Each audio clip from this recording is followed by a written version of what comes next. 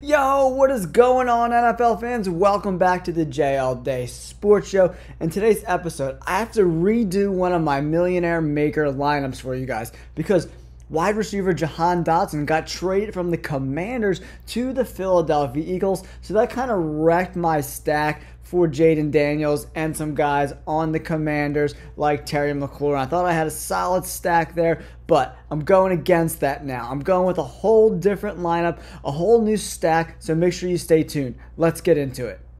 Alright everyone, the first thing that I like to do when I'm picking my daily fantasy lineups is to pick a defense. And one defense I really like in week one is the Seattle Seahawks, right? They're playing at home. They have a great offense so they can get out to an early lead. And the other team has a rookie quarterback starting, not a lot of weapons. And when you play from behind, they have to pass a lot more. And that's when those turnovers happen. That's when those pick sixes happen. And that's why I love the Seattle Seahawks at home against the Denver Broncos, a very lackluster offense for only $3,400. That is a steal, right? Next, we're going to move on to my stack, right? For the quarterback, I always like going cheap at quarterback, so I'm going with Baker Mayfield, guys. We're going to do a nice little stack with Baker Mayfield and wide receiver Mike Evans for $7,300. Now, we have around $5,600 for each of our next 6 positions, right? 2 running backs, 2 receivers, a tight end, and a flex, right? I want to get some value at the tight end position. And I think there's some really good value with Zach Ertz. Tampa Bay was terrible against tight ends last year. They ranked 31st. So the reasoning behind this is Jahan Dotson is now gone. He's with the Philadelphia Eagles. So who's going to be the number 2 option in this offense week 1? I think it's probably going to be Zach Ertz, right? They have some other wide receivers in the mix, but I think they're limited at 6, maybe 7 targets. But Zach Ertz could catch 5 or 6 balls, score a touchdown, and get us some nice fantasy production for only $3,600. And if they're behind in the game, which I expect them to be, he could get 10, 12, 13 targets in this game. And for only $3,600 for like the number 2 guy in this Commanders offense, I think this is a great pick. Obviously, Terry McLaurin is going to be the number 1 option, right? But you can't throw the ball to him every single play. That's why I love Zach Ertz for only $3,600. So this really opens up things for us with our running backs, wide receivers, and our flex position. Now we have around $6,000 per player left, right? And I want to pick cornerstones of team's offense. That's why I love Alvin Kamara. You know, they could be behind in this game potentially, so that means a lot of pass catching for Alvin Kamara.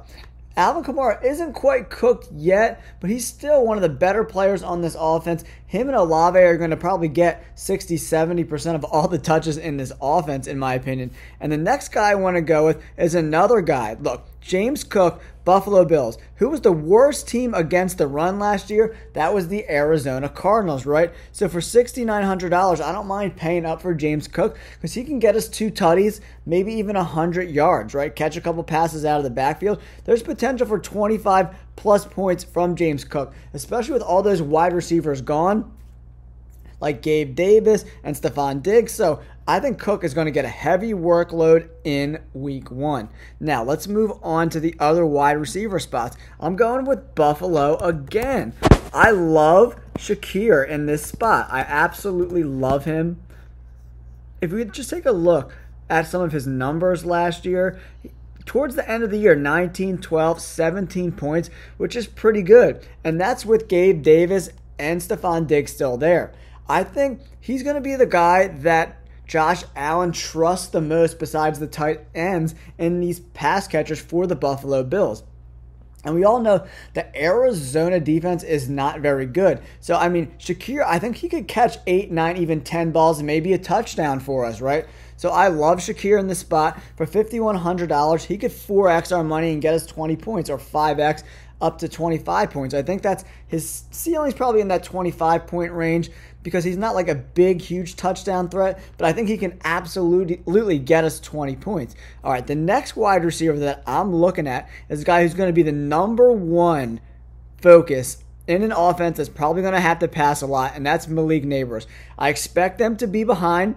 The Vikings were ranked 29th versus wide receivers last year, so they didn't guard wide receivers good at all. And if you watch any of the preseason tape on Malik Neighbors, he makes great catches. He gets crazy separation. So as long as Daniel Jones, isn't an abomination. I think he catches 6, 7, maybe 8 balls, a touchdown, possibly 2 in this game. So who else is a reliable pass catcher for the Giants in this offense? There's no one that is reliable and as good as Malik Neighbors. I'm expecting 12, 13, maybe even upwards to 15 targets in this game. Neighbors is the truth. He's a really good player, and I think he could easily get 20 to 25 points for us in DraftKings. And that leaves us to the flex position at $5,500.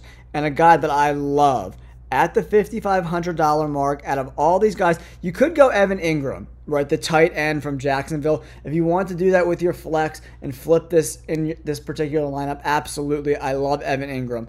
But I love Javonte Williams from the Denver Broncos, right? I think he's going to catch some passes. And look how bad the Seattle Seahawks were at stopping the run last year, ranked 30th, right? They have a rookie quarterback. They're not going to want to throw the ball 30, 35 times in this game, right? So I think Williams is going to get a heavy workload. He's going to be a huge target in the red zone as well. Because if I'm the head coach, Sean Payton, of the Broncos, I'm handing the ball off when I'm in the 5-yard line. I'm not letting Bo Nix throw the ball when I'm within 5, 10 yards. I'm going with Javonte Williams. And that's why I think he is an absolute steal at $5,500. You can get 15 to 20 carries and maybe another 4 or 5 catches out of the backfield. And he has the potential to score 2, even 3 times if the Broncos offense is in position to score touchdowns, guys. So that's how we're going to do it. We're going to do a stack with Baker Mayfield and Mike Evans with our quarterback and our number 1 wide receiver. Our running backs, we're going to go with Kamara and Cook. I think they're going to be focal points of that offense. And I love Shakir and Neighbors because I think Daniel Jones and Josh Allen are really going to rely on these guys. I expect Josh Allen to target Shakir a lot in this game, and the same thing goes for Daniel Jones with Malik Neighbors. And then Zach Ertz is a little bit of a wild card here, guys, because with Jahan Dotson leaving to Philadelphia, this opens up an opportunity for guys not named Terry McLaurin. So there's some value to be had there at the tight end position. I think he can get us 12 to 15 points, 5x, 6x our money pretty easily, in my opinion. And that way, if we're not winning the Millionaire Maker, at least we'll cash, get our money back, and any profits we have, we can forward that into next week and play in some other types of daily fantasy, right? And then with the Seahawks defense, I love defenses at home going against rookie quarterbacks. That's the way to go. The Buccaneers are an option too. And I also really like the Raiders defense. I don't think the Chargers offense is going to be very good at all whatsoever. They're going to run the ball a lot. Justin Herbert's dealing with that foot injury, but I think the Seahawks have potential for maybe a couple pick sixes. Definitely some interceptions there for Bo Nix. Playing on the road, your first time in the NFL week 1 is a tough ask. That's why I like the Seahawks. Let me know in the comments below. Do you like this lineup? And if you have any players that you think could be secrets or potential stars for cheap prices, leave them in the comments below. I would love to hear your guys' opinion. If you like these kind of daily fantasy videos, make sure you hit that like button and subscribe to the channel. We're almost at 6K, guys. I appreciate you so much. Peace!